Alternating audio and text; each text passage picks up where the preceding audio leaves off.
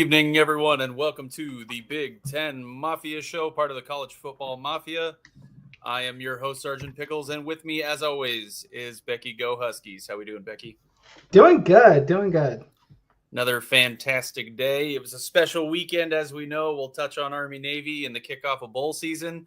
Our good friend Moen's a little under the weather. If you caught him on his Moen After Dark show, he was fighting tooth and nail to stay in the game on that one, but we think he'll get a speedy recovery and hopefully be back with us next week. We got some first round playoff matchups coming, but all of that in good time. To the early crowd stopping in, hello Nathan Campbell and Ryan Willie, channel member.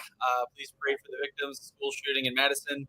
Yeah, we know things can become touchy subjects, but anytime people are injured or killed in terrible incidences, that's not good. So let's just cool it down. Hope for a little more peace in the world. I think we can all get behind that. We appreciate you being here, Ryan.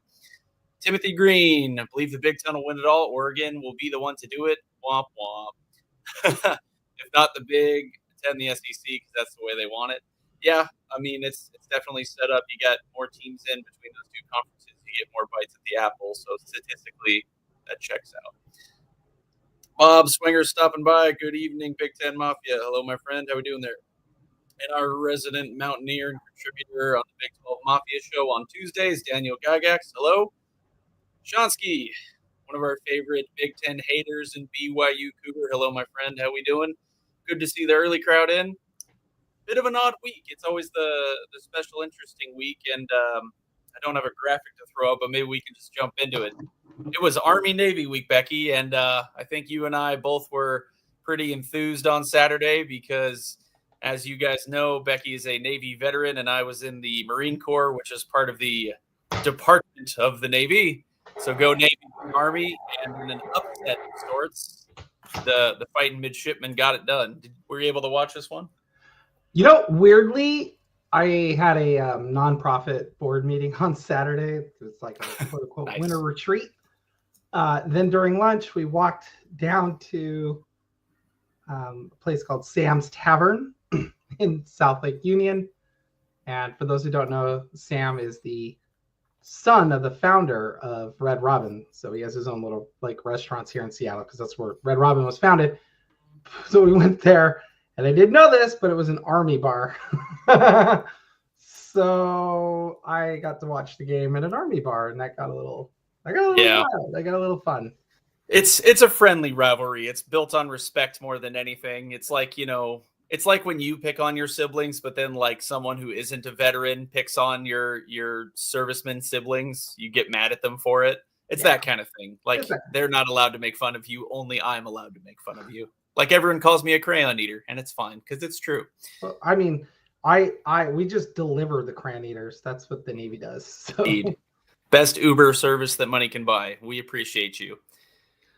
One other thing, I got just some quick news and notes as we get into here. Oh, Tony Blashin popping in already. Army veteran had to swab the poop deck. As long as you know your port from your starboard, but I doubt you do, my friend. We'll forgive you for it. Quick news and notes. Bill Belichick to UNC official. Any thoughts on this other than the fact the Huskies might be needing a D coordinator soon? They'll definitely need a new D coordinator, but I think it's a silly hire. He's 72 years old, guys. I don't get that. I can't picture that man sitting on the couch with a 16 or 17-year-old trying to convince him, come play football. Well, his first, this just happened right before the show. I thought this was interesting. His first official signing of some form or fashion. Christo Kelly, a transfer from Holy Cross. He's a center. I mean, the Belichick name carries weight. The part to me, if you read through the details of the contract, it sounds like he can opt out, or not opt out, but he could be bought out for $1 million this coming June. So before the upcoming season, it sounds like he can be out for $1 million. Like he could write that check himself. I don't understand what North Carolina is doing. It sounds like the Steve Belichick coach in waiting thing might be real, or at least kind of implied. It's wild. I think they were thinking they're getting a Deion Sanders hire, but it's just not the same. It's not the same situation whatsoever in my mind. No, he has that in case he gets hired by an NFL team. So he still wants to go to the NFL. I mean, he's an NFL guy. He's pushing Don Shula's all-time wins record. Like, and I don't fault him for it. You know, anyone that's picking it up point in their career, like, not getting a super long coach. Well, I think the other thing with him is, he wants from the description, he wants to run it like an NFL program. So yeah, think IMG Academy, but at a college level. So you have, like, basically all you're going to do is be a athlete. Like, you're going to go to class because that's important, but you're going to do athletic things. You're going to have a professional style training program, which schools like Washington run. So you got to see a little bit of there. And then there's some other schools that run the same thing that have, like, Matt Rule kind of started to run that too. So again, it's a silly signing because he's so old, but yeah, we'll see. I mean, everyone's trying to make a splash these days, and we'll see how it goes for him. Daniel Gygax, maybe his girlfriend can help with recruiting. Well, lots of. She's in class with the kids, so. Oh goodness, Shonsky, yeah. Take his girlfriend to recruits' houses. I mean, there's a lot of memes and jokes out there, but I mean, his name carries some weight. That's the best thing I can imagine for, kids going in, and the Belichick name. Yeah. He's multiple times Super Bowl champion. Like, it is noteworthy. I don't think it's quite the Deion Sanders move that I see people touting it to be.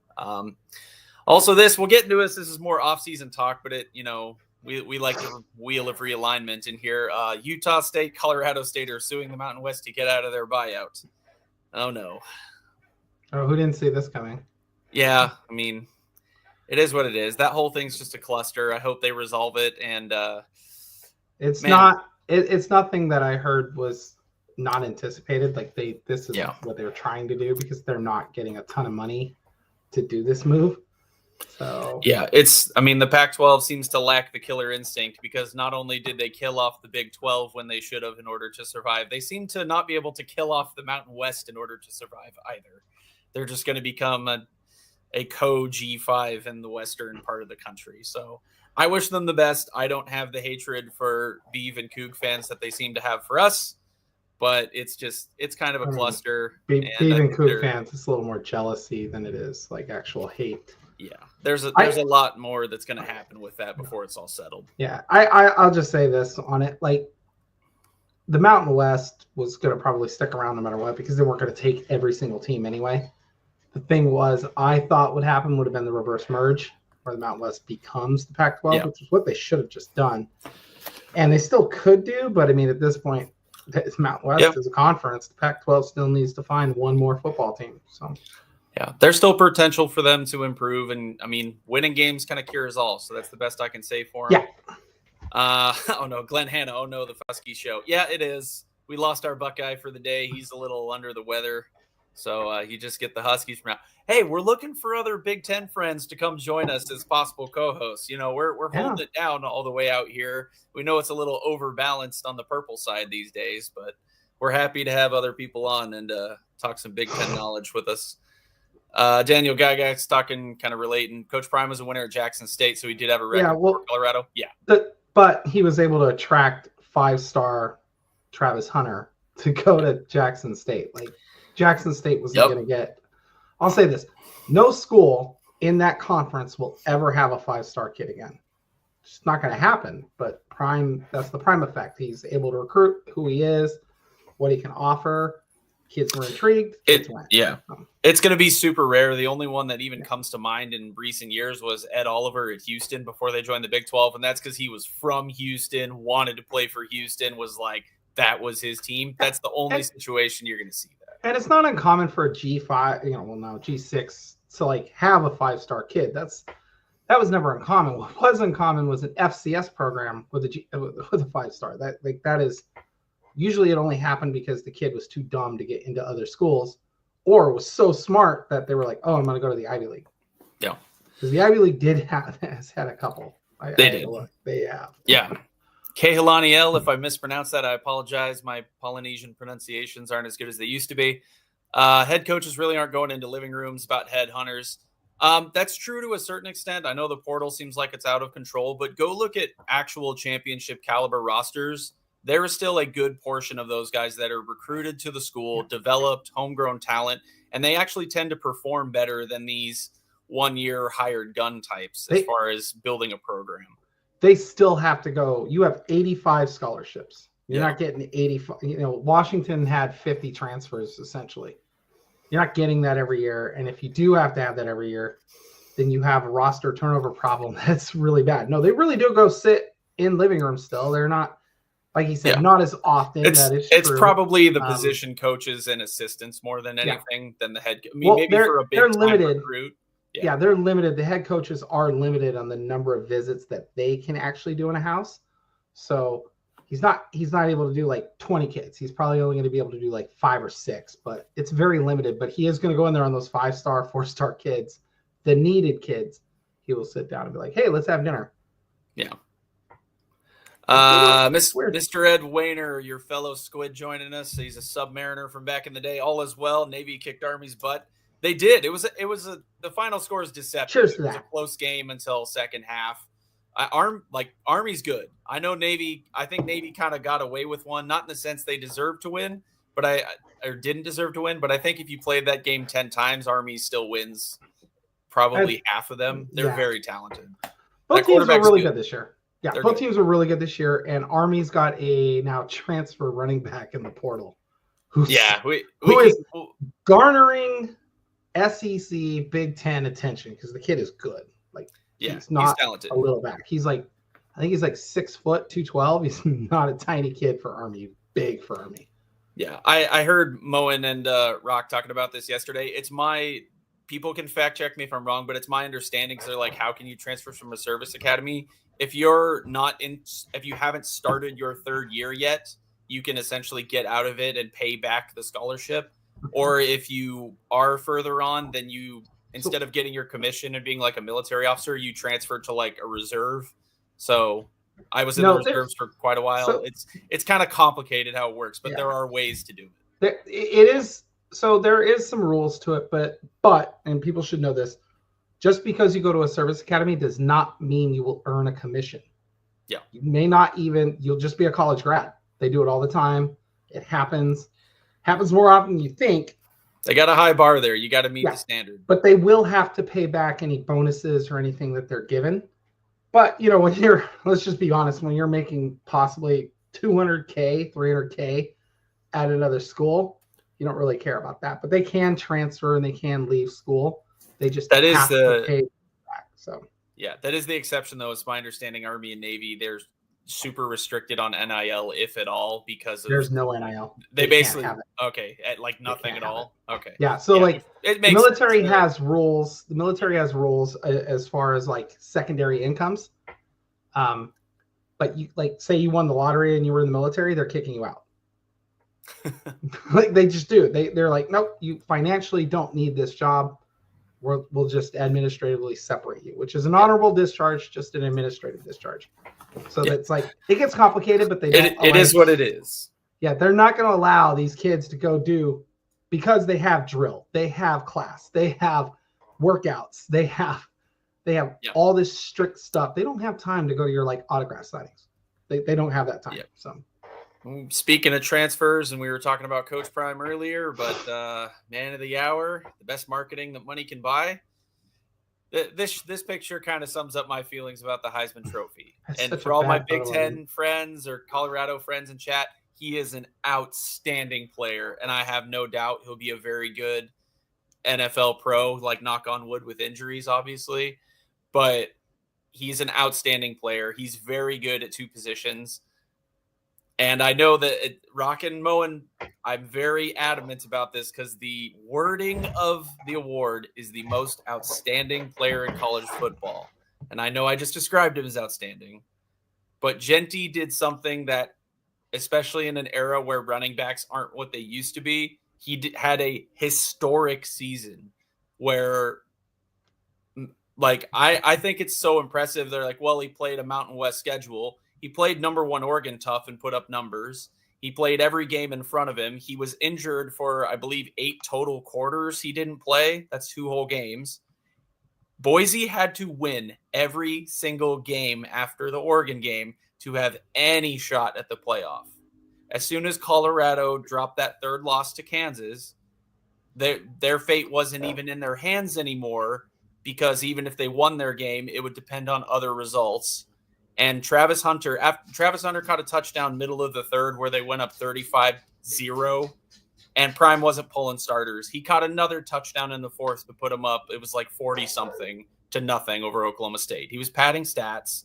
I think that's kind of Bush League, and I don't believe Genty was. You can say maybe he padded stats on this game here or there, but I'm very adamant that Boise had to win every game just to even be in the conversation, because they were never getting an at-large. So I believe Ashton Genty was the most outstanding player. Travis Hunter is still incredible, but I don't think he's not the best quarterback, and he's not the best receiver, despite the fact he won the Biletnikoff. That's my 2 cents. I'm okay with him winning it.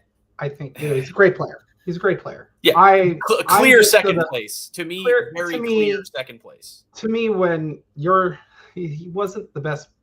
He didn't elevate his team. Let me just say that. Like, if you're the most outstanding player, then that means your team is elevated. Last year, when his team's way worse without him. Let me say this. If I took Marcus Mariota off that Ducks team 10 years ago, do they make the college football final? No. If I take Michael Penix or JT Daniels off their teams last year, does LSU win 8 games? 9? No. Does Washington make the playoff? No. If I take Travis Hunter off the team, do they win 9 games? Absolutely. Because he wasn't like shutting them down. He wasn't doing a ton. Like, he was just another receiver in the cog. But Genty, and the thing was, and I said this to people, I said, go back, watch Boise State play Oregon. Oregon fans have said this too. The best player on the field did not wear green. No. He wore blue. And he was lights out better than their entire defense. 192 yards rushing is no slouch against one of the best defenses in the Big Ten. I don't think Travis Hunter gets 100 yards receiving against the Ducks. I don't think he didn't get a lot of interceptions. He didn't get a lot of pass breakups. He just played a ton of snaps. Cool. But when my thing on this last little thing, when Woodson won the Heisman back in the late 90s, Rod Woodson played offense, defense, but he was also on special teams. He took punt returns back for touchdowns. He was lights out, the best defender on the field. And when he did line up at wide receiver, he was a problem. You had to account for him. There have been arguments that Woodson could have won it just on his defensive play alone. He was he was lights out great. Shonsky kind of mentioning one of the best cover corners, one of the best wide receivers. He put up incredible stats. He was top 10 in both categories. However, that's what we're saying about Woodson. Woodson had to be so exceptional, because if you're making this argument, it's never been done before. Genty was top 5 all time in rushing in a sport that's been around 100 years. Let me say this. Genty sat the equivalent of 2 games. Didn't play 1 minute in 8 quarters. Not 1 snap, not 1 second. He sat 8 full quarters. That's I know he got the extra game because of the title game, but if we just remove that, he missed 2 games. So they went 11-1 in the regular season. They technically went 9-1 without the guy. Yeah. I guess the last thing I'd have to say about it is I'm very, again, Hunter is an amazing player. He'll probably one of the best pros to come out of this class in the draft. He's incredibly talented. If his coach wasn't Deion Sanders and he still put together the exact same season he did, he does not win the Heisman. That's why I think it's kind of crazy. I disagree. I think he still wins because really okay. The spotlight wouldn't have been on. To put this out there, if they had a regular coach, they're 8-3 and they're an pretty good but okay Pickles, team. He won the FCS equivalent to this award. He won the FCS equivalent to the award too. So no, he's really good player. He's very good player. It didn't matter who his coach was. But I think the only reason why Genty lost was not because of Coach Prime, the Coach Prime factor. I think Genty lost because the name on the jersey says Boise and not Kansas. for instance, not Wake Yeah. Forest. I mean, again, I'm not using like Alabama's or Oregon's, Ohio State's of the world. No. I'm saying his jersey says Boise, not even Wake Forest, Mississippi State, Purdue. That's the only reason why he lost, because the competition was considered, quote unquote, inferior. Yeah. I mean, the G5 factor will always weigh against somebody. So it is what it is. I get it. I'm not, again, Hunter was the clear second. He's really good. I can't believe that Cam Ward was behind. Oh my gosh, why am I blanking on his name? Gabriel. And I've even heard Duck fans say that they were surprised Ward got less total points than Gabriel. It is what it is. I wasn't surprised by that. I was more surprised by the fact that Gabriel didn't get more votes than he did, because I don't think Oregon's where they're at without Dylan Gabriel. Like, he's been out great. You could say that about a lot of teams and their quarterback. Yeah, I will say this. I think he had better stats. Dylan Gabriel, I think the issue was he had better stats last year at Oklahoma. He did. I think he better raw stats, yes. Yeah, better raw stats. I think he's on a better team, but he had better passing stats at Oklahoma than he did at Oregon this year. So. Very true.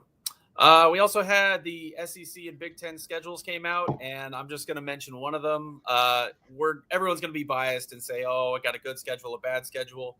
It seems pretty universal that Oregon got kind of handed a silver platter of a schedule in terms of where the buys fall and where their hard away games fall. It's very favorable for them. Holy Wisconsin. Oh, my Lord. No, if it to any of my Badger friends out there, Ryan Willie, I am so sorry, because half of this just has to do with certain teams like drastically improving all at once. So you have Bama, Michigan, Iowa, Ohio State, Oregon, Washington, Indiana, Illinois, and a very Minnesota. How many of those teams made bowls this year? I think every single one except for Maryland. I will say this. I'm going to say this out loud. Those Michigan through Minnesota. Oh my God. Those might all be losses. Yeah. I'm sorry. That is, no team in America would have a schedule like Alabama would throw a fit if they had a schedule like this. I mean, I would say what's ridiculous, and I'll even, again, as a Husky, like in that Michigan to Minnesota stretch, I'll say Washington might be their easiest game, and it's still not going to be easy, but it's at Camp Randall at least. Yeah, that's the only thing. That's the big difference. They got Washington, Illinois, and Ohio State and Iowa all at home. That is a they have a bye. The thing was, and this is the funny thing, they have a bye in between Oregon and Washington. Well, guess who also has a bye that same week? Washington. So it's like it's like throw a coin up, like flip a coin. Like, guys, I don't know who Luke Fickell forgot to kiss the ring for, whatever schedule makers they had, but good Lord. Honestly, in all these strength of schedule arguments, if Wisconsin has some crazy season like Illinois or Indiana did and wins 9 or 10 games, they deserve to be in the playoff with that schedule. That's insane. No. I'll say this out loud. If Wisconsin ran the gauntlet and somehow. Number one. At Alabama, at Michigan, at Oregon, at Indiana, at Minnesota. That's wild. And you get every single every big time team in the Big Ten other than Penn State. Right in a row, basically. It's the only two you're missing. The only schools you're missing are Penn State, Nebraska, and USC out of the big boys. That's it. Yeah. But Nebraska and USC had down seasons, granted, so did Washington, but you have all of the rest. You have 3 of the 4 teams making the playoff on your bracket. Yeah. But you have it's a down season. Washington's reloading. 6-6, and Washington's reloading. You have Washington reloading. Oregon still got talent. Ohio State still has talent. Michigan's reloading. Plus is on there. Alabama's Alabama. Iowa's going to have a new quarterback, and they were 100 times better this year on offense. They'll be 100 times better next year on offense. Yeah. Minnesota's the only one where you might go, yeah. Dang it. Yeah, real quick, Oregon is going to Northwestern. It's going to still be on the lake. I hope they float that giant duck up there. That thing is so dumb. And I secretly love – I'm sorry, Moen, but I secretly love that it makes you upset because it's funny. It's Life's funny, about but little moments of joy. they wouldn't dare float that thing on Mont Lake. No, it gets shot. It gets shot. I just purchased a new shotgun for bird season. I think I could put it to good use. Hey, and it's on a lake, so you don't have to worry about anything behind It's it. on a lake. There you go. Yeah. Really far. Safety with firearms, people. We're big on that here. Also, we're in Washington State where pretty much all of our laws are just things we want to do legally.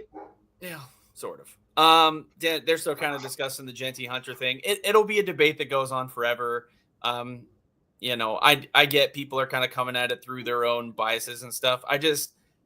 It's sad to me because this isn't just because Hunter won, but in the past like decade or so, I just think this award hasn't meant what it used to. I think it's a lot of marketing. It's a lot of, oh, did you play in a really big team? Did your team play in really big games? And that's kind of sad to me because it used to go to some guys on teams that were just okay, but the player was so good. Like Barry Sanders at Oklahoma State, he was so good, you could not possibly pick anybody else. Yeah, well, that's the thing is you have, you know, Genty did something no running back has done in 35 years. Yeah. Travis Hunter's done something that guys do every year. I mean, we have every year there's like one or two guys that play both ways. Not at that level, but you know, like Genty was, you know, 330 carries or whatever it was, 340 carries, almost 30 touchdowns, 2,800 yards rushing. Yeah. In the era of passing the ball, you know. Yeah. Like he is the engine that makes Boise go. So their reward is they make the playoff. Like you never saw that before. They get a chance to they didn't just make the playoff. Prove it. So they didn't just make the playoff. They got a bye ahead of a Power 4 conference. I almost think that's worse. Glenn Hanna mentioning a lot of Ducks claim their team is humble. Maybe the players program itself has been large, obnoxious. I mean that they're a PR firm. They're a marketing department for a shoe company. I mean, is it Big Ten friends? I know that like Oregon's got the cool jerseys and they seem hip and fun to everyone. And I get I'm wearing my purple Husky glasses, but that they're a marketing department for Nike. Like that's their purpose. Why do you think they get cool jerseys? Like they're a free product testing lab for Nike. Yeah, like, they're the company football team. Yeah, they're also the company basketball team, the company volleyball I will team. say, I mean, we know they're throwing out all sorts of crazy money here and there, but like hand on heart, I've heard Phil Knight is like the nicest guy in the world. So no, he is. That's what's crazy. He's apparently a super nice guy in real life. So. And he's not just doing this at Oregon, guys. You can get the Phil Knights. People don't realize they still charge $150 for. Yeah. Oh yeah.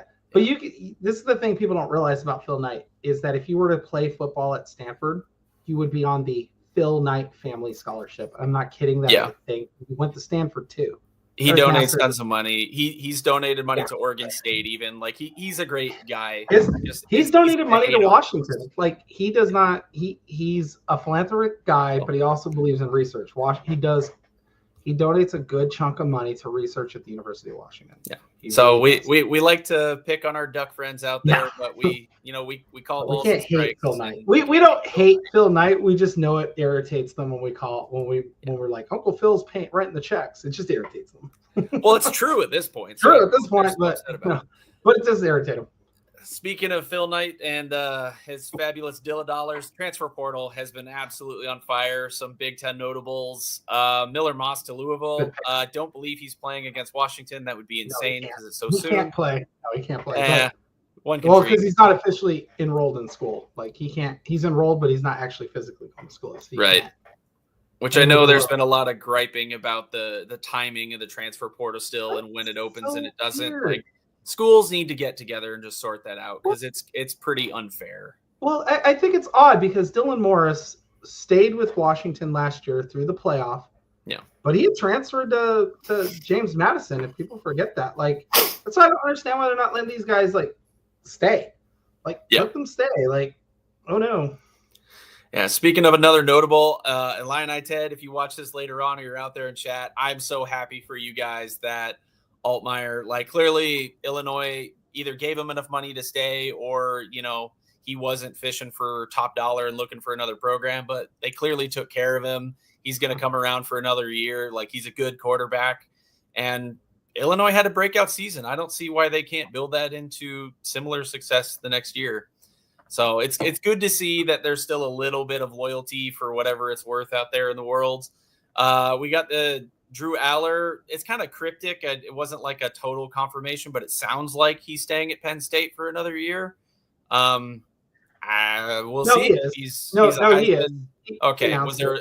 I read his statement and it was kind of. I'm just bad at reading, I guess, but it was kind of unclear. No, he's staying. He's staying. He's coming back. He's right on. I think his draft grade wasn't what he thought it would be. Like, he's not going to go anywhere unless he gets drafted because he's 6 foot. What is he? 6'6", 6'7". He's a big dude. But you're not going to be running the ball like that in the pros. Yeah. Well, he's built like Peyton Manning, but runs faster like Baker Mayfield, like who's not like fast but is quick. So a notable non-Big Ten, but Pacific Northwest related.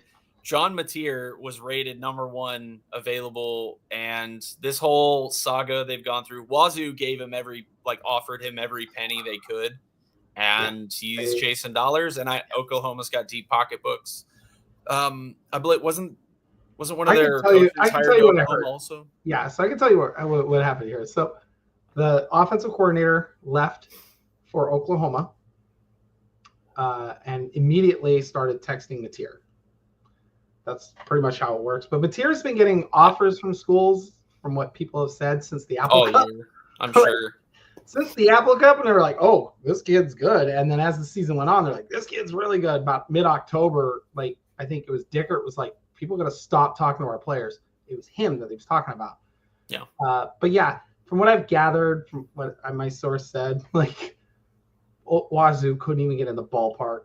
Like, I'm sure. I mean, they got other issues. What I've heard, it's like between 1 and 1.5 is what Wazoo offered. Oklahoma apparently doubled that. So yeah, I've got no doubt. I mean, that's a starting quarterback in a power conference these days. Yeah, and it's Oklahoma. They have billionaire tycoons who will do what billionaire tycoons do. They're oil barons. They are flush with cash. Yeah, I mean, look at SMU in the 80s, and now they get to do it in the light of day. So. No, they're doing it now. Yeah.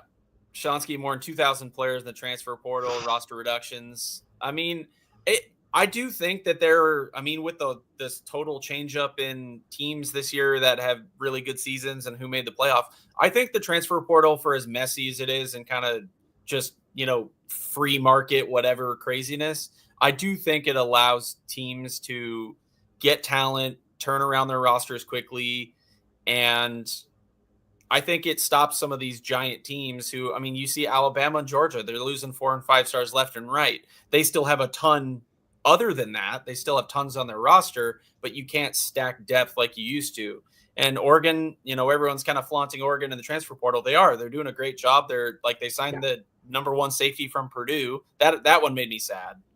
Just because it's like, oh, come on. Like, I didn't expect him to stay at Purdue, but it's like you're chasing the bag, and I'm sure they paid him a giant one because he was the number 1 safety in the portal. Yeah. No, the thing with like Oregon is, and this is like, I'm not saying this is a Husky. This is stuff I've seen on Twitter today. It's starting to kind of make sense. They don't develop anybody. Like Dan Lanning hasn't really developed. Not like they used to. I mean, it's not like they did. Dan Lanning has struggled to develop guys. He has relied heavily on the portal to fill his gaps. So his recruiting is great, but something's not clicking. And I don't know what it is personally. I don't know if anybody else knows what it is personally, but Duck fans have started to kind of go, we're not really developing talent like we should. I mean, if they win 5 stars, 4 stars, they win it all this year. Leading. It'll be hard to criticize them if they win it all this year, though. Like, obviously, the strategy's working if they get it done. So no, if they do it, good luck, because Alabama's boosters and Georgia's boosters, and A&M's boosters. Well, we know this. Texas, the guys are going to start writing ridiculous checks. So I'm not saying it would be a good. For Oregon, amazing. You got to have the coaching. Congrats. I would be happy if Oregon won it all, just because it would be like, all right, good. Phil Knight might tone it down a little bit because he's hell bent on this. I doubt it. The stipulation for years has been Phil is pushing everything he can to win one in his lifetime because he's quite old. Yeah. He's an older gentleman, and I wish him nothing but health. 86. But yeah, he's 86 years old. There's a little bit of thought that he might tone it down a bit, but I doubt it. No, he will. He's getting to If that he wins point one, he's getting to that point where he's starting to like, I want my money to go here. Yeah. Because he is like having to like figure out what to do with it. But at the same time, it would open up Pandora's box. If we thought we had issues now where guys are like, hey, come play for me. Let me just say this. If you did half the crap in the NFL that goes on in college football to get these kids, it's called tampering. It's tampering. These kids would never. You couldn't do this in the NFL because you'd lose draft picks, you'd lose playoff apparent. You'd lose coaches for time. You'd lose the ability to sign guys for days. You'd lose practices. It's not worth it in the NFL. But in the college, it's the Wild West because the NCAA, I don't know what it is, but they refuse to create any kind of rules to prevent this. It's tampering. Some of this, like I said, we've heard Colorado State's coach come out and say things this year. Dickert has, and in the past, I think it was Texas State's coach who went out there and was like, "Stop talking to my people. I will start releasing stuff." Like, they're doing it, and they're doing it because it's perfectly legal. And I just, it's the thing I don't like. You're just going to open a Pandora's box if they can realize they can buy a championship. Yeah, it is. I mean, it is what it is. I think we all agree that there needs to be guardrails, and it will happen, I think, in kind of the next round of either realignment or contracts or whatever. There's got to be some guardrails on all these billionaires are doing. All these billionaires are doing, again, a tax write-off. They're not making money. Yeah. Like, I get it in the NFL or professional sports. You're making money. You're not making any money, guys. Like, they're not making money. It's just, it would be like me and you throwing away our money on like ants to like a flea circus. Like, I call throwing away. Fleas. There you go. There's the money to get best fleas. Like, you can't even see them. I call throwing away my money paying taxes, but that's just me. I call throwing my money away. I call it going to the bar on Saturday. There you go. Earl Carr, hello, stopping in, my friend. Good to see you. Shonsky, I'm sorry if I missed the rest of your comments. Talent trickle down. Yeah, it's a double-edged sword, and some of it's good, some of it's bad. The trickle down of talent and the ability to rebuild quickly is, I think, a good thing. It benefited Washington this year because if they weren't able to pull dudes out of the portal to just put a competent roster on the field, you're talking like 3-4 wins. That's how bad it was. Mm-hmm. Yeah, Jimmy Hobson, I think you and I had the same reaction to Becky, of all people, saying I would be happy if Oregon won it all. I barely thought I heard it. I'm not going to be happy, but I'm like, the Big Ten got to win. Silver lining. We're the best conference. I would only be happy because at that point, they'll be obnoxious. Oregon fans will be obnoxious more than ever before. Yep. But at some point, you have to sit back and go, you guys have spent hundreds of millions of dollars in 30 years. Pretty poor return on investment. Yeah, hey, it's your money. Just being honest here, guys. Like, it's hundreds of millions of dollars to try to win national titles, and the only thing that Oregon's won national titles in 30 years is cross country and track and field. No offense. Well, they should have won the 20. I was rooting for them. I watch women's basketball. I'm a Husky, but I don't care about like rivalries. Talking the Sabrina Ionescu year. Yeah, the Ionescu year, they should have won it all. 2020, they would have. Very good. They would have easily won it all. And I was like hoping they would win it all because I was like, that's awesome. But, yeah, it would have been good for the Pac-12 at a very terrible time. So, well, the Pac-12 just coming off, the next year we saw 2 Pac-12 teams in the NCAA Final Four and the NCAA title game. It would have been great. All right, moving on down. We had our first session of bowl games. Oh, shoot, I cannot read that. It's like tiny to read. Apologies. But we had our first 2 bowls take place. We had it's Jackson State, not Jacksonville State, right? Am I mixing that up? Jackson State, yeah. Yeah, Jackson State taking on South Carolina State in the cricket celebration. I don't care about sponsors. Yeah, so that's the HBCU. Like, it's like an HBCU title game because the 2 conferences, they don't participate in the FCS playoffs, so they do that. Which I think is really cool, actually. It's cool. They're the 2 conferences other than Ivy League that don't do FCS playoffs, which if you haven't been watching FCS playoffs, they've been pretty wild. And once again, the Montana and Dakotas reign supreme. Yeah, Jackson State, that Jackson State team with Travis Hunter and Shedeur Sanders would have probably gone toe-to-toe with North Dakota State that year. They were really, really good. Yep. Quick sidebar. Our friend, the Sun Devil Antoine Codes. Kenny Dillingham going to shock the world. I'm happy Kirk Cignetti won Coach of the Year, but Dillingham to me was a close second. I wouldn't have been mad if either one of them won it. They were the two coaches by far and away separated for me. And also, you guys got he kicked a 57-yard field goal in Husky Stadium. I wanted this kicker. He's a transfer from Eastern Michigan, but he's going to Arizona State. So, yeah, good on you guys. They needed a kicker. I'll be honest. He's probably the highest paid kicker in all of college football. He's 57 yards in Seattle, which is like at sea level. Like, dude has sea level with the breeze coming in. He kicked it with the breeze coming at him, by the way. So kicking in the high desert in Tempe, he'll probably do great. I'm happy for you guys. He's gonna kick a 65-yarder. I'm gonna laugh. I'm like, good God. Super chat from our friend Earl Carr. Teams to be wary of ASU. They're hot right now. Can make serious noise in the playoffs. I'm pulling for them. I think they'll be underestimated, and we'll touch on the bracket here in a second. But I think people, not that they're writing them off, but they're like, oh, well, you won the Big 12, like, good for you. But when you step into a big boy game, you're going to get smacked. I don't see that happening. I'm just the only thing I'm interested in is can they, if you completely shut down Scatterboot, can they beat you? Like, yep, they haven't shown that they can, but nobody's been able to shut down Scatterboot, who, by the way, finished 6th in the Heisman voting. He did, and I thought he should have been invited. I thought he was a top 4 or 5 guy in the country. I was kind of upset. But the problem is not 6.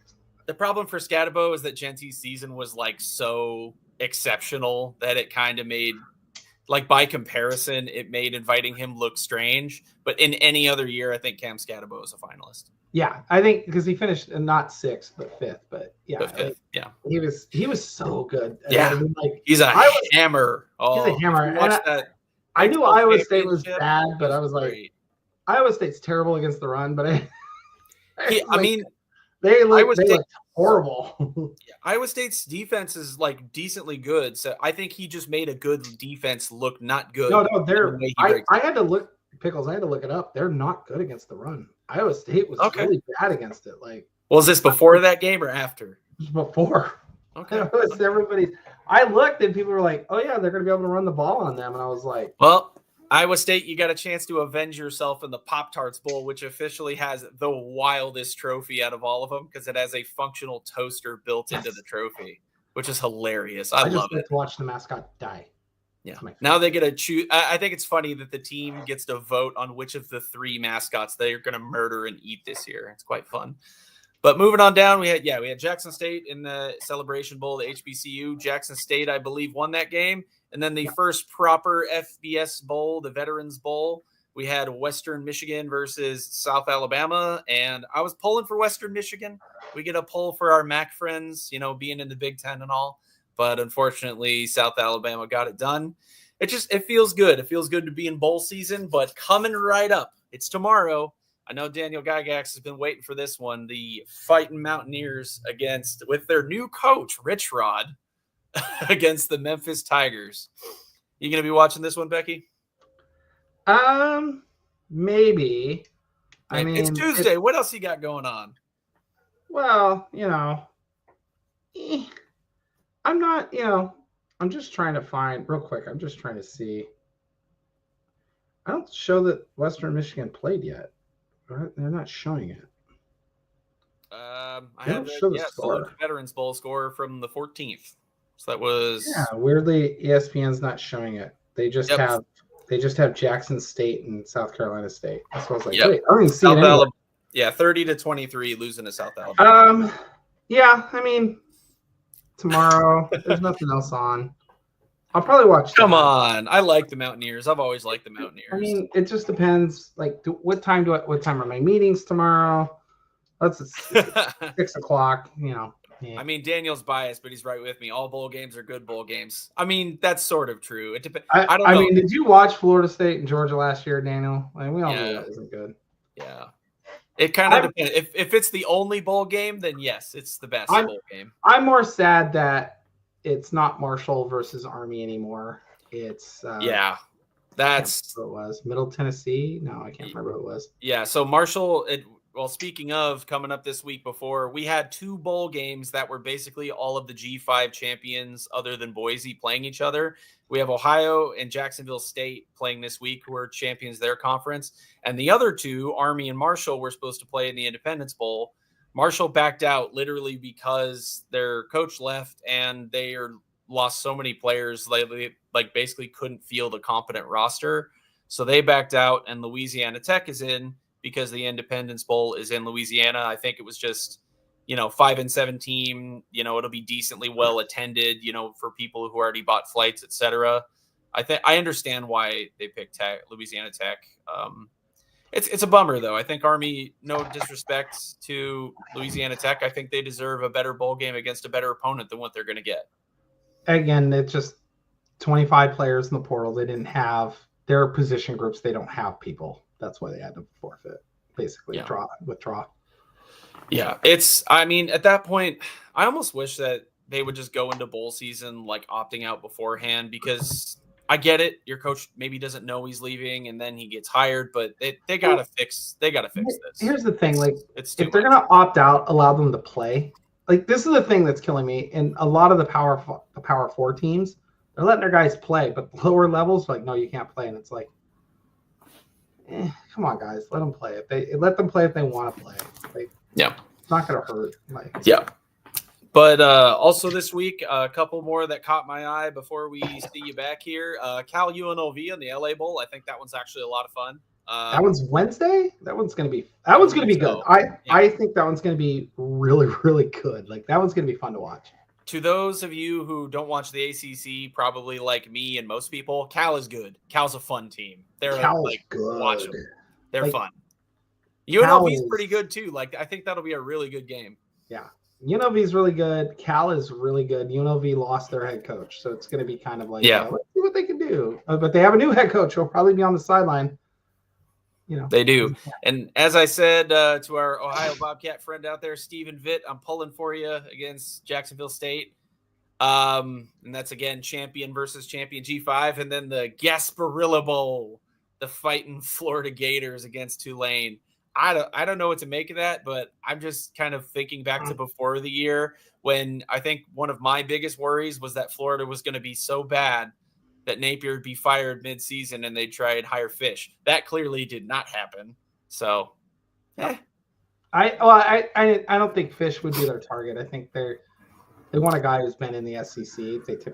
They keep hiring away from the SEC and it keeps biting them in the ass. So, it is funny to me that the standard has changed for certain teams so much, like Florida, who used to be a perennial championship contender, that now making a bowl game and not having your coach fired is like a good season. I mean, that's honestly, that's debatable about Florida. If you go back through their history, Florida has not really been a constant championship contender outside of Spurrier and Meyer years.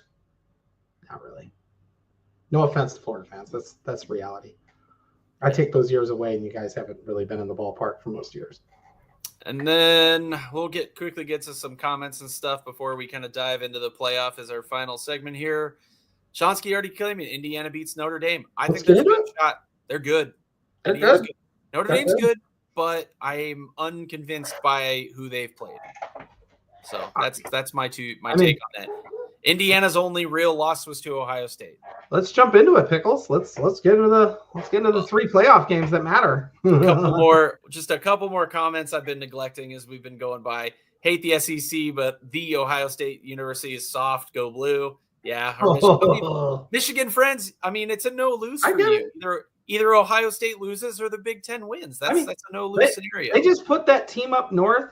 On their schedule. They didn't even say Michigan, Ohio State. That was great. I was that's funny.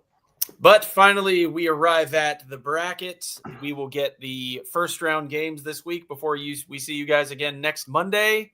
And man, I don't have a ton of strong feelings because I have a favorite in my head for each game, but I don't see any unwinnable matchups, if that makes sense. I think even SMU can beat Penn State on their best day.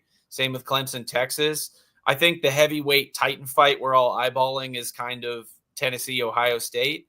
And for Indiana, Purdue, it's like, Indiana, are you for real?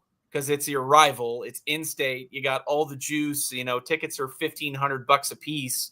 It's put up or shut up time. So I'm like this. I went and looked. So Notre Dame, since the Northern Illinois debacle, we can call it debacle.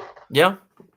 They haven't scored less than 28 points in a game, which is kind of crazy. The most points they gave up in a game was 35 to USC. After that, 24. So they don't, since that game, their offense has been ridiculous. Their defense has been ridiculous. But everybody goes, well, they haven't played anybody. Yet in the same breath, we talk about how good Army is, Navy is. They played good teams. Did they play great teams? No, but they did beat a pretty good Louisville team. I mean, yeah, not incredibly great or anything. They're good. Louisville was a dark horse for the ACC championship even till the end. They had a good season. And I'm saying this I don't see Indiana winning this game. I'm just saying it out loud. I think being at Notre Dame is a factor. Granted, it's not a travel issue because they're so darn close. But I think just being at Notre Dame, I think it's a thing. Now the big key here is Signetti getting 2 weeks, essentially 12 days to basically prepare for an opponent. Yeah, get healthy. They're healthy. Both schools are healthy. Yeah. Indiana's got they're great at game planning. That's why I think it's a 24-13 kind of game. I think Notre Dame does win by 2 scores, but only because I think they get something super late that just puts it out of reach. But I think Indiana, the winner of this game will be whoever has the least amount of turnovers. Yeah.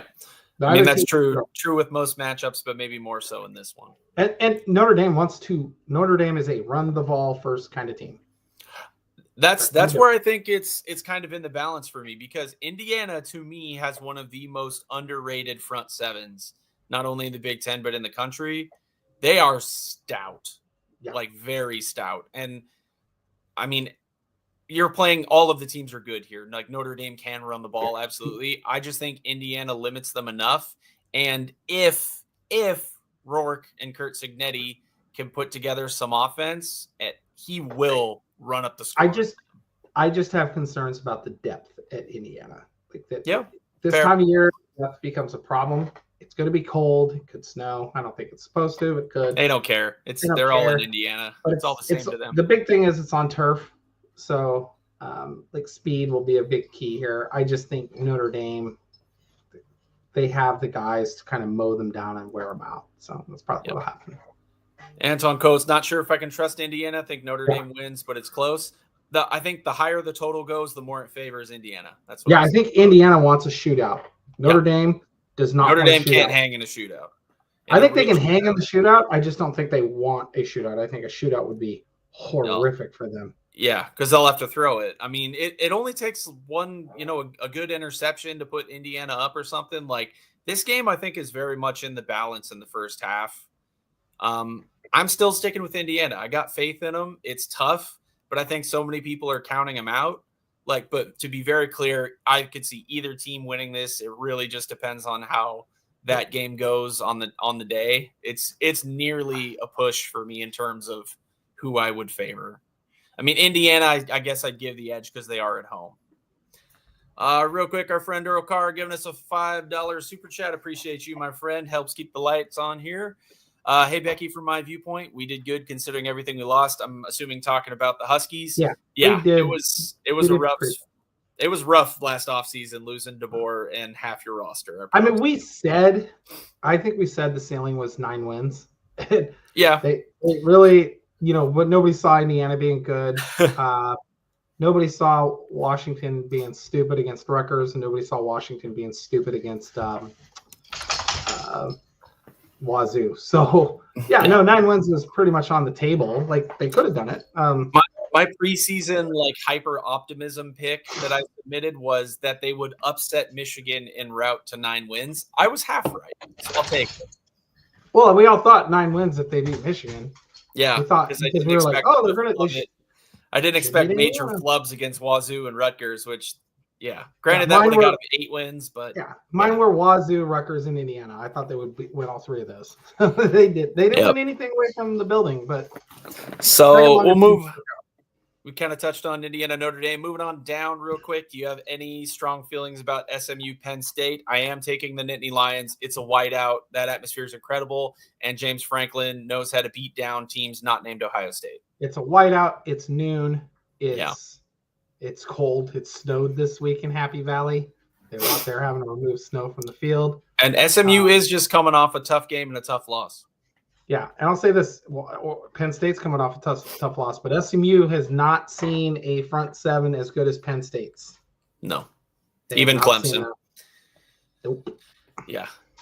All right, so we're both taking Penn State. Can SMU win? That's the question I'll pose. Is there a scenario you could see SMU pulling the upset? Like, what would it require? It would require them getting at a track meet. They have to get if they have a lot of speed. The thing is like. Penn State's got a lot of speed in their front 7 and in their secondary. The thing for SMU is they're not going to be able to run the ball well. They've got to get their playmakers the ball on the outside. If they can get the playmakers the ball on the edges and actually block, there's a size disadvantage to their secondary versus their receivers. I don't know if people know that, but there actually is. Penn State secondary are big dudes. They're big. They're physical. They don't care. They go downhill.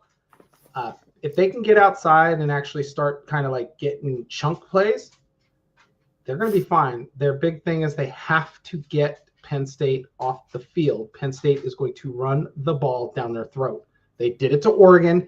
They did it to Ohio State. They're going to do it to SMU. They are going to run. They have probably the best back, maybe the second best back, in the Big Ten. He's good. He ran all over Oregon. They're going to run the ball. And it's cold. You cannot throw the ball as well in the cold, guys. So my X factor for Penn State is Tyler Warren. I haven't seen a single team completely stop that dude. Nobody has. Oregon. I was like, Oregon's like, oh, we haven't given up a single sack, but maybe 2 or 3 all year. Yeah. And he was in the backfield every stupid play. He is. It's ridiculous. He is the Swiss Army man. And I get Travis Hunter was the story of the year, playing everything. No. This dude plays every position under the sun. It's wild. He's a defensive end who used to be an outside linebacker. He's fast as hell off the edge. And and I'll say this, SMU does not have a tiny offensive line. They are big. They are big kids. They're from Texas. They're from the South. Are you mixing up Tyler Warren with Abdul Carter? Abdul Carter, yeah. Well, I am. I was talking about Tyler Warren, the tight end, fullback, running back, quarterback. Oh yeah. I was thinking. You were thinking of Abdul Carter. Who is both? Either way, both are Yeah, they're both X factors. Tyler Warren, I think, finished in the top 10 in the Heisman voting. So I was like, there was a tight end in there, and I was like, wait, hold on, is that Tyler Warren? If Hunter's winning the darn thing, you better be including a guy like Tyler Warren, who is as far as total touches and all-purpose yards, is way up there. So I'm just when it comes to that game, I don't think SMU is going to win. Now, Clemson at Texas. Real quick, we got some comments about Indiana, Notre Dame. Indiana's defense going to be the difference? I think so. I think if they win, it has to be. It has to be. Yeah, they have to stop the run.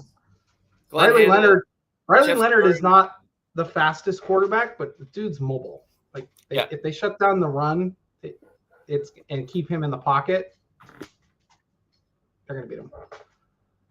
I hate Jeff Cigar, and having Notre Dame ranked number 1 is why I don't trust his rankings worth anything. Yeah, I don't trust those.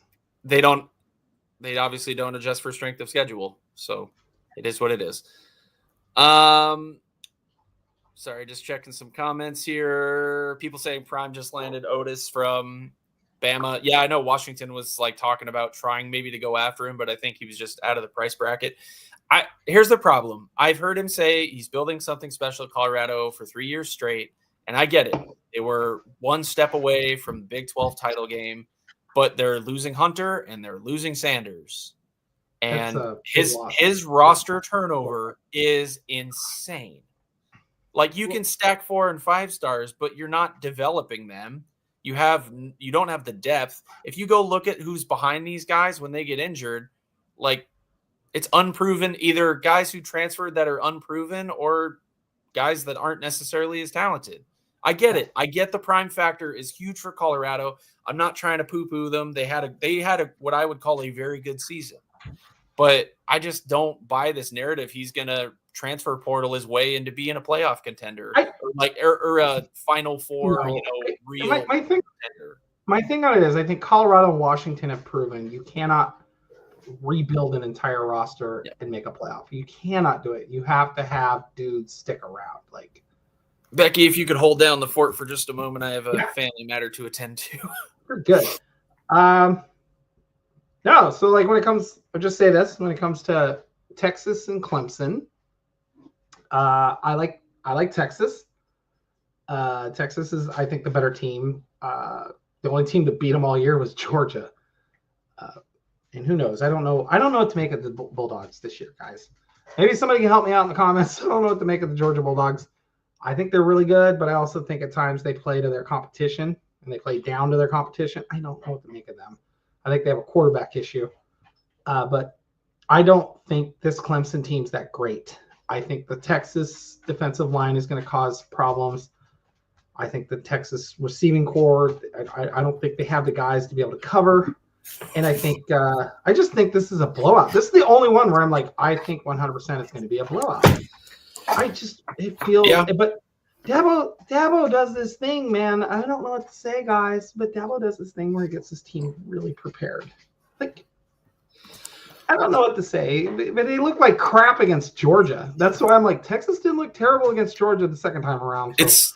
It's hard to be down on a coach who has like multiple championships, multiple final, championship game appearances. Like, I don't think Dabo has adjusted to the portal era. No, he hasn't. This whole team is He's starting to. It was big news that he is hosting a couple top end transfers. Like that's breaking news for Dabo Swinney. This whole team is essentially like 99% homegrown for him. Like he's developed, which isn't bad. That's not a bad thing. I love it. But I mean, at the same time, I'm like, Texas didn't develop half their dudes. They're gonna go in there and just like, Yeah. I'm gonna have Texas in this one. It's in Austin, and that place. When Texas is good, that place is terrifying. Yeah. Like I don't like 100,000 people pickles play there, and other teams. I mean, it was such a meme for a long time that is Texas back? No, they're not. They're not that good. And they're back. But when Texas is good, that place is up there with some of the most intimidating environments. It really is. It really is. No, and I'm as big a Texas hater as any. So. Oh yeah, no. When Texas is rolling, Texas is really good. I wouldn't want to play. Sorry, Big 12 fans, but it's true. All right, guys. See, that's the other thing. Like SMU, unlike Clemson, SMU doesn't play in front of 100,000 people. Clemson has. On the regular. That's not going to intimidate them. But what will is, I think Texas is physically bigger in parts, like specifically at running back. I think they're bigger. They did lose talent along the D line. I mean, they had Tavondre Sweat and Byron Murphy. He plays for the Seahawks. Byron Murphy. Yeah, Outland Trophy winner type guys. Like they did lose guys like that, but Texas, among all the teams, they have depth. They really do. They have, especially along that line. If Texas were to come up short, I think it would be Clemson executing the way they did in the first half against SMU, and Quinn Ewers still not quite footing the bill in the big moments. I don't know what it is about that dude. They did it this year, right? But I don't know what it is. Like he came up just hurt Washington. I think this year he's just kind of banged up. But I do think like when you put Arch Manning in the game, like it changes everything. Like they get better. And a lot of people, you remember the knock on Arch Manning was he's only playing quarterback at that level because of who his uncles were. The last name on his grandfather and his uncles. I mean, his dad was a wide receiver to a degree, yeah. But because he played at a low level in the state of Louisiana. But I'm like, yeah, he did. Like, okay, I get it. But at the same time, I'm like, okay, well, let's give the kid a chance. Kid's good. Kid's really good. He's really good. I don't know if that means he's going to be like instant top level caliber quarterback, because like Dylan Raiola is really good, but he still had freshman growing pains. Yeah. So I will say this: if they put him in, it's going to kind of mess with the chemistry a little bit when they go back to yours. That does favor Clemson. The big thing for Clemson, keep the game close. If Clemson keeps this game close, they're playing their style of football, not Texas's. It favors them. Texas can still run it. They can still hurt you. Like I'm taking Texas. I'm taking Texas. They're just better. Damn good. I think they're just a better team. They are just better. I think I've said this. I've thought all year that Texas is underperformed, which is crazy to say. I think they're the best team in college football. I really do. They just underperformed. Maybe they've just absolutely underperformed. And that's the beauty of the bracket, is they will certainly have an opportunity to prove it. Keep chopping. Clemson landed a wide receiver from the portal. You can teach an old dog new tricks. That and a fat bag of cash. Yeah. Moving on to, I would say, my most anticipated of these first round matchups, not only from a Big Ten perspective, but from, I think, a quality of team perspective. National. I will hold my hand up and say I have not watched a single snap of Tennessee football this year. That's bad on me. I get it. I got 3 kids. Be nice to me, people. But I know they're talented, and quarterback play was always their bugaboo. Like, they recruit up there with the Georgias and Bamas and like 5 stars and all this stuff. Well, they have a 5-star player. I know they could not get consistent quarterback play. Yeah, but I don't. This one to me is, I mean, Indiana, Notre Dame. I'm calling that a toss-up because I want to believe in Indiana. This one's a toss-up because I see 2 really good rosters that both have small flaws. Yeah, tiny flaws. I think like my thing with this is Indiana's, first off, the cold's not going to matter. It's cold in Knoxville this time of year too. So both big environments. They're not going to be intimidated. They both play in front of 100,000. They both play in front of 100,000 people. Unless if it like snows, but in that case, that's just a crapshoot. Yeah, that's just like, okay, whoever runs the ball best. Well, guess what? I don't trust Ohio State running the stupid football anymore because they thought running at the A gap was a smart idea against the 2 best tackles in the Big Ten. I don't know who thought that was a good idea, but that was stupid. Washington learned that was a bad idea. Yeah, Washington learned, and guess what they did? They ran outside at the end of the game and they started getting chunks. But they're not playing Michigan, so it's okay. They're not, but Ohio State could have done that and probably won the game. My thing is this: Tennessee's front 7 is not bad. I watched them play this year because I have friends who went to Tennessee, I have a friend whose dad played for Bear Bryant, so I got to watch some Alabama games. And I have friends who graduated from Tennessee, so I got to see those games. And then I have another friend who grew up in Georgia, so he's a Bulldog, because the college he went to didn't have sports. But Tennessee is like, I think Tennessee's weirdly, and I know Moen would hate this, Tennessee might be the better team, but it's in Ohio. Yeah, they're close enough on paper that I'm not sure. Close enough on paper. I just, if they go out there and try to run at the A gap over and over and over again, Tennessee's going to blow them out. Yeah, Shonsky saying Ryan Deere. Well, he calls him Ryan Deere in the headlights. Deer in the headlights. That's not wrong. Tennessee wins by sending and packing.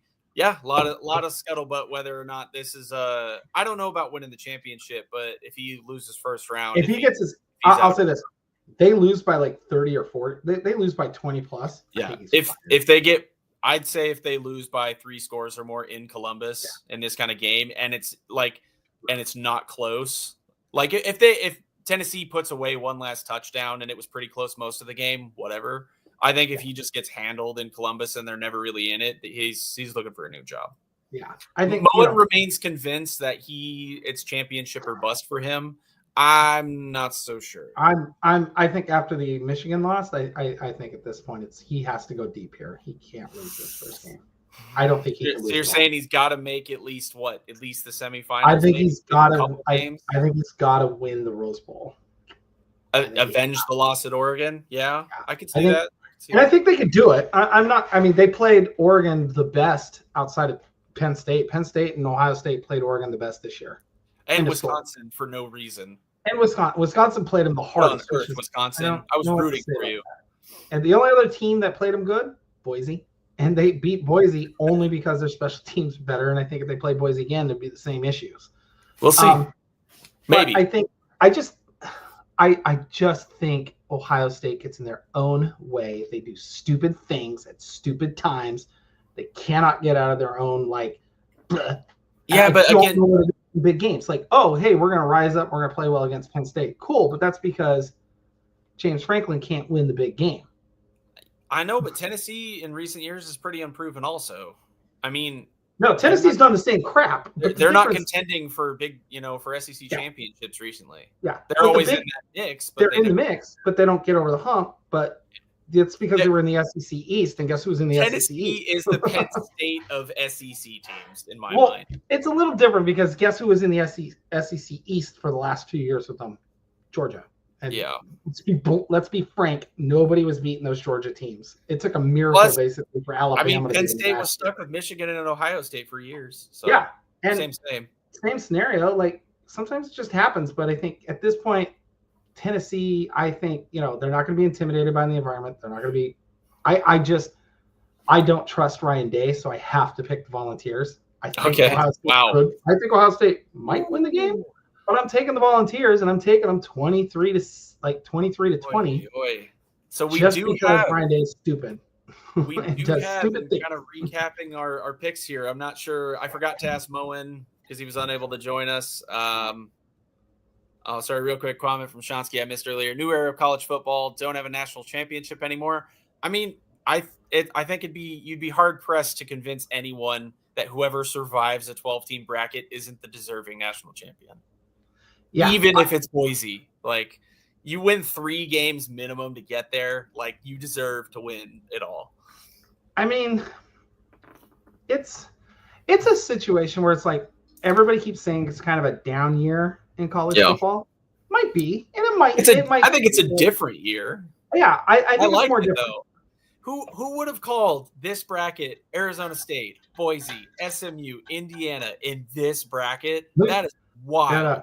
Let me just ask this question to the folks in the chat. Did anybody see 3 teams from the West Coast as 3 of the top 4? Wild. We couldn't look. I actually no. Pac-12 couldn't get 1 team in. This year they got 2.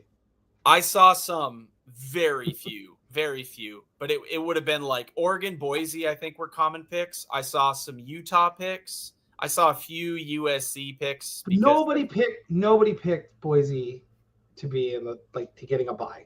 I did. Oh no, not to get a bye. Not the bye. Most picked them to be the 12 seed, maybe an 11 seed, but not the bye. Not the bye, and definitely not the 3. Steve Moser, 1 team in.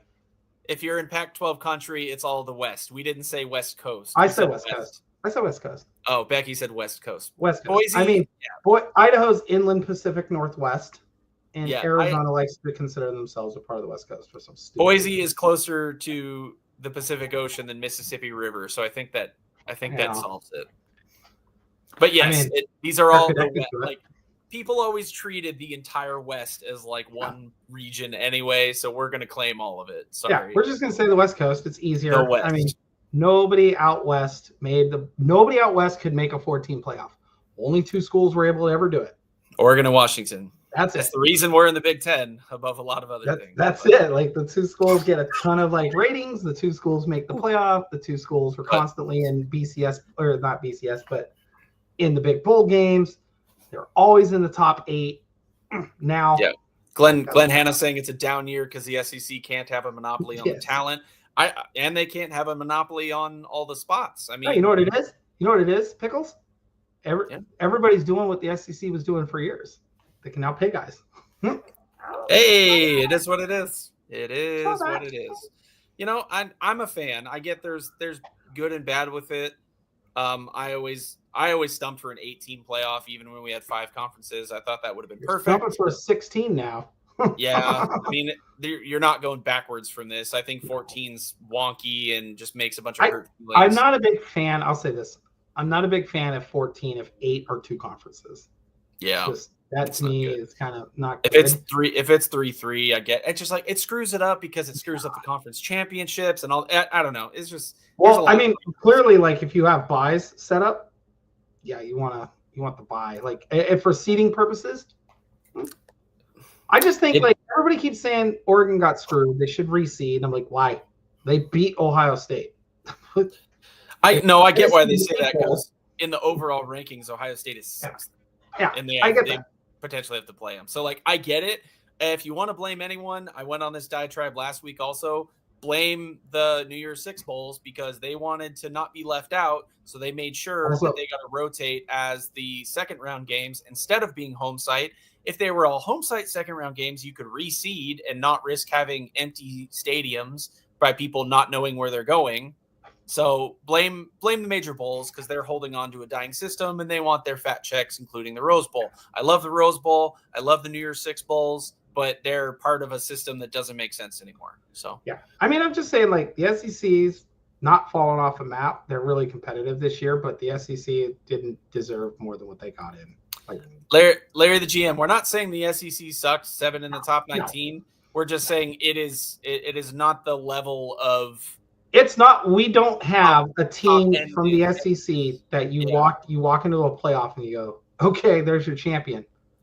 Yeah, we don't have. We literally, even with Oregon this year, we don't have a team where you go, that's definitely the champion. You're like, oh well, we're talking about Ohio State and Tennessee being in trouble for Oregon. Yeah, in past years, playoff, we would never discuss that with Georgia.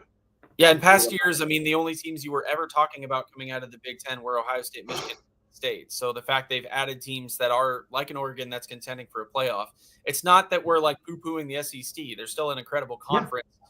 They're just not as dominant as they once were. I guess. Yeah, because they're not as dominant. Each other up. So that's not a bad thing. I think it's a great thing. But again, I say it's a down year because we're sitting here going, we don't have a team where I can sit back and go, that is 100% champion. Even Duck fans are like, oh, we could probably lose. We have to still play well. I mean, Larry, I think it's fair to say you're not as top heavy because you have multiple 3-loss teams, and then you have like Georgia and Tennessee and Texas. Yeah. Georgia, Tennessee. Like that. That's Texas. Not as top. Before you would have like 3 or 4 1 or 0 loss teams going into the final week of the season. So. I will say this. The SEC it's not that it's worse or better. It's just different this year. Pickles, I'll say this. Vanderbilt doesn't beat Alabama in previous years. It's true. And 6-6 Georgia doesn't beat Alabama in previous years. Kentucky doesn't beat Ole Miss in previous Arkansas years. Doesn't lose to an Oklahoma State team that was like last in the Big 12. Yeah, by the way, that Oklahoma State team didn't win a single game in their conference. They beat Arkansas. Like, that's like, not. I think the SEC has been hurting because of the portal more so than other conferences. I think they've lost the most talent because they used to stack ridiculous depth, and that you just can't find snaps for everyone anymore. So, yeah, Larry, we're not just trying to poo-poo on the SEC. We're just saying this year's different. That's all. No. And again, I think the best team. I already said it on the show. I said the best team in here is Texas. I think that. I fully believe that. They just haven't played to their ability. Stormy Cyclone saying apparently told you beforehand Bama wasn't getting in. There was much debate. Stormy did. Well, because I said I was like, it's setting up like they're just going to swap Clemson and SMU. Yeah. Because they said they weren't going to move teams. They weren't going to rearrange teams that didn't play. Yeah, which is and then long. They did. I don't know. And then they did because, they had to move Alabama. Alabama was, they're still 12. But they left the team in front of them. So I want them to go to 16 because then what you can do is you can say, okay, here's the top 8 that all deserve home games, and here's the 8 that are traveling, and you can just make matchups that work better because you're just home or away. You're not buys, and I think that works better because then you're not having a repeats. I just think screw it. Go to the 24 team like the FCS. Let's call it a day. FCS can do it. Hey, if you guys aren't into FCS football like I am, because I'm a weirdo and I'm a Montana fan, they're awesome. They're very exciting. They're what I remember college football being like 30 years ago, but there's like a legit playoff. I'm like, we got more games. It would be like, you'd still be able to use the bowls too. Like, it would actually be pretty cool. Ryan Willie on Wisconsin to you, my friend. I'm I know I didn't make it out to Iowa this year, but I am trying to make it an appointment to go to Camp Randall when the Huskies come to town next year. I think that's on my bucket list of stadiums for sure. I know my brother lives in Milwaukee, so I'm probably going to end up in Madison. There you go. Sounds like he's talking like, you're going to stay at my house, then we'll just drive out to Madison. It's only a couple hours or something like that. Can't remember how far away it is. Driven through Madison, never stopped. I mean, Larry, Alabama lost to Texas at home in 2020. I'm not sure how that's relevant to this year, and it kind of goes to show like the SEC beat each other up more because you added two good teams. Like Oklahoma beat Alabama. You added them to your It also goes to show how much talent Texas actually lost. Yeah, they had the two best defensive tackles in the country last year. Your conference got deeper. It's not as top heavy, and you beat each other up. Like that's just kind of what happened. And to the last part, Larry, they were not good against some of the other conferences, the Power Four. They were not great against them. I think they had a winning record, but it's like kind of askew because you had Alabama playing like Wisconsin. Like, yeah, I mean, Bama was the one. I believe the Big 12 had a winning record against you. So yeah. And they're not considered a good conference by the committee, which I thought was silly too. I thought they were better than what they were. It is what it is. I mean, again, best part, we love to have these, barstool arguments, bar talk arguments. There's a 12-team playoff. They can sort that crap out on the field. That's great.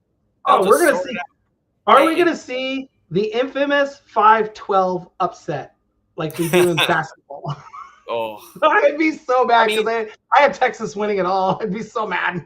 I know for a fact that if either the Big Ten or the SEC get 3 teams into the Final Four, they'll be crowing about it forever. So, I'm just saying it's. I mean, it could.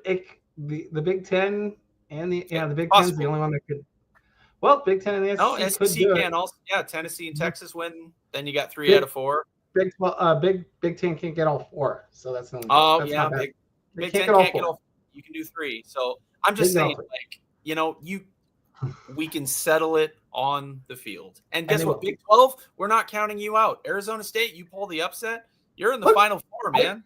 I'm saying all you got to do is win one. It's a neutral site. Let me just say this. I think it's crap that they have to go all the way to the Peach Bowl and play this game. But, that's the 4 seed. That's where the 4 seed ends up. And it's closer for Clemson and Texas than it is Arizona State. But they're not playing Georgia there. So, by the way, if you make the national title and Georgia does too, guess where it's at? They're not going very far. They're just going from Athens to Atlanta. So. Stormy Cyclone rightly pointing out Texas from Big 12, Oregon from Pac-12, SMU, AAC, Boise being who they are. Yeah, I mean, that's kind of the point of realignment is consolidating good brands and good teams who invest in their programs. I mean, it's true. Like I said, we can get into the semantics of it. Like BYU beat SMU, Northern Illinois beat Notre Dame. Georgia's lost a couple of games this year. Texas lost only to Georgia. Clemson's lost 3 games. Ohio State lost to Michigan. We could get into it like all day. But I mean, they're going to win. Larry, I mean, we genuinely appreciate you being here. I can, being an SEC guy, we're happy to have friendly disagreements. It's not personal at all. No. But yes, that's the fun about the 12 teams is I know that in Team 13, even if it wasn't Alabama, it'd always have a bone to pick. But I think whoever wins out of this, you're not going to hear too many arguments that they didn't deserve it. So, we don't have a situation where it's like, oh, Alabama was 9-3 and they beat 3 of the teams that are in this.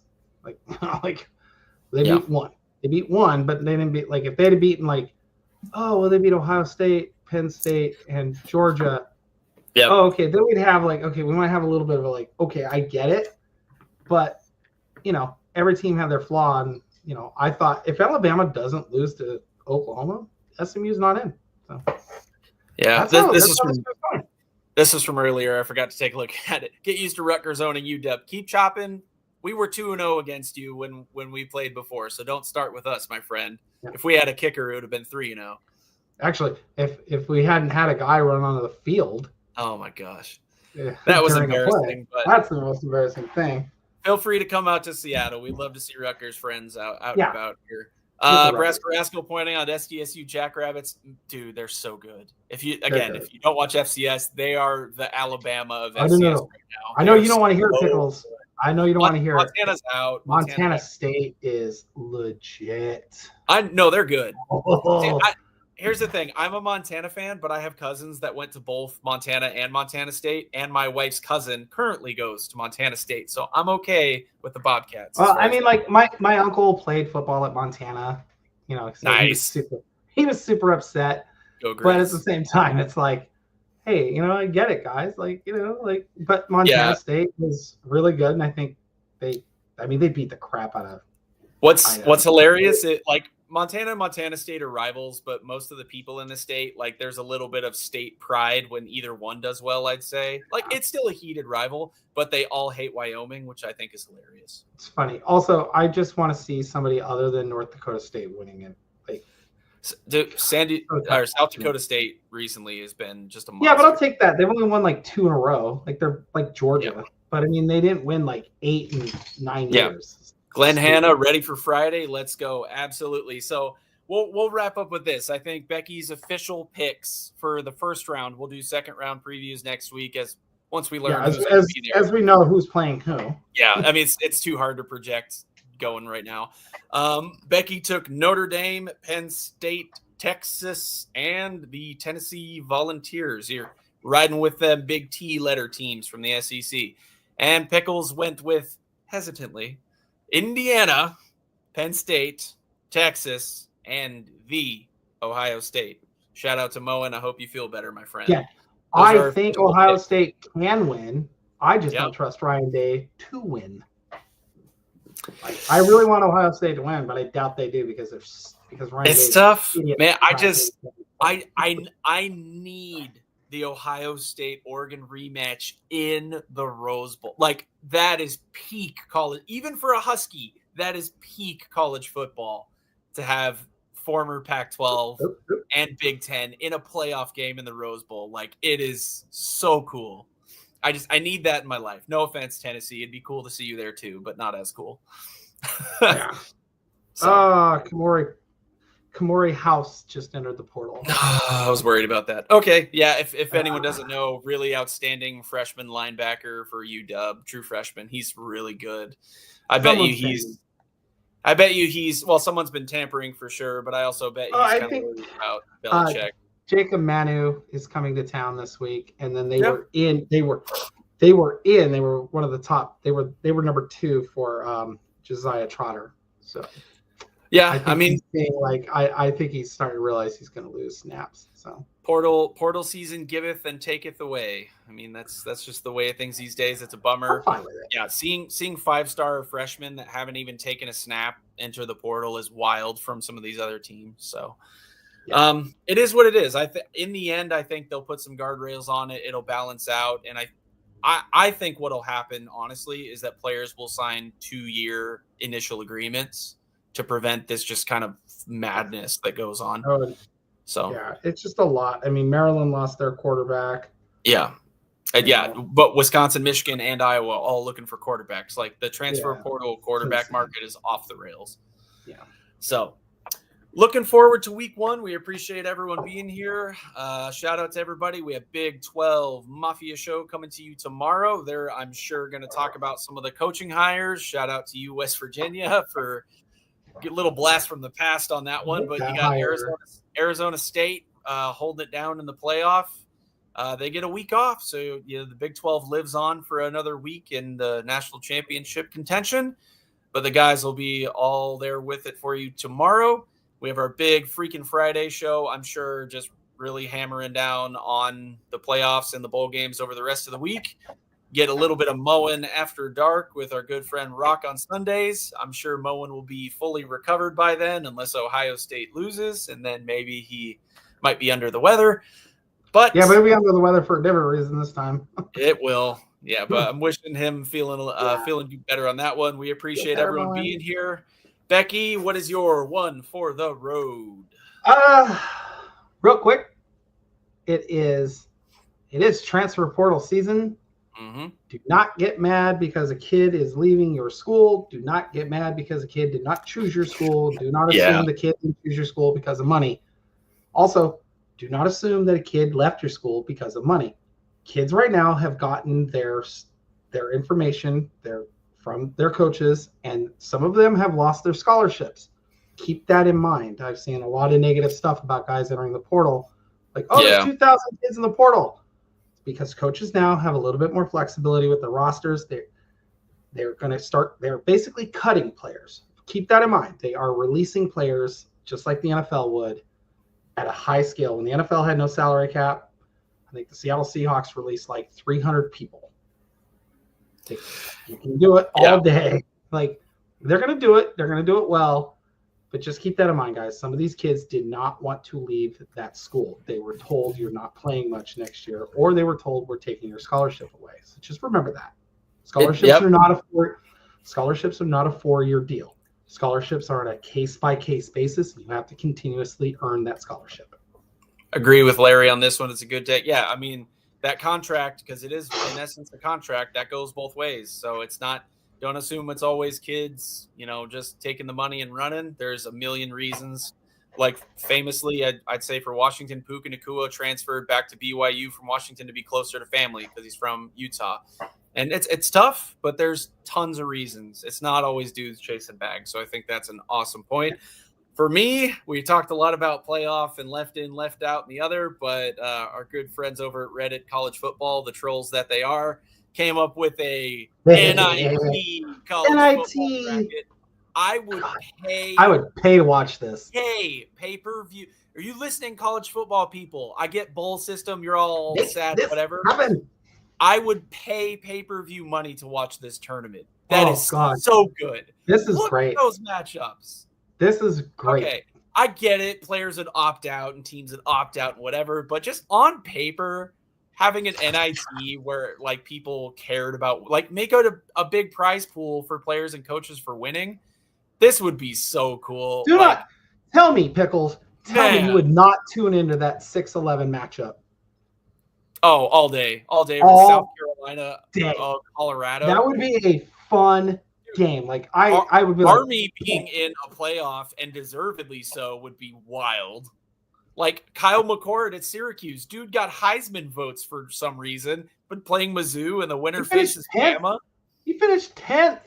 Yeah. I had to look. I was like, the guy had like 6 interceptions in a single half. I was like, this and the Fighting Bombers get a crack at it either against South Carolina or Colorado. Like, if you make this all home sites until the championship, this would be I think this would almost be better than the big tournament. I mean, we're going to see fully loaded BYU against fully loaded Colorado. Yeah, let's go. The Alamo Dome. I can't wait. Like, this would be insane. And people like, oh, they just opt out. You know how you fix opt-outs? Give kids money to play the game. Yeah. By the way, NFL players don't get paid their salaries for playoff games. Yeah. No. They get paid for win. They get a winners. Get paid for wins. And they get a losers. Get a winners payout. It's incentive to play. Swear. Yeah, Larry the GM's in agreement. I think just the money you would generate off this would pay for the prize money and then some. Play this in the bowl games. Give plenty of incentive. Like you could literally give probably every kid on the winning roster like $100,000 or more just for winning. I'm not gonna lie. You could play this through the week. Immediately start Army Navy game. Would have been kind of like a hard they'd have to start this week for Army Navy, but just start that this week. Play it and ESPN, Fox, make this happen. Somebody make this happen. Please make this happen. Somebody make this happen. No offense to the Bulls right now, but they're not what they used to be. They're not fun, and an NIT tournament would be incredible. The opt-outs have killed the Bulls. Yeah. Once again, thank you so much, everyone, for being here. We come to you every Monday, 8 Eastern, 5 Pacific, part of the College Football Mafia. Looking forward to those first-round matchups, but all the shows the rest of the week, including Big Freaking Friday show, will get you ready as we count down to kickoff. For myself, Becky, and everyone here. Nate, Daniel, have fun tomorrow night. Yeah, have fun tomorrow night. Big 12 Mafia is going to be a lot of fun. Please check it out. We will see you guys next Monday. Peace out.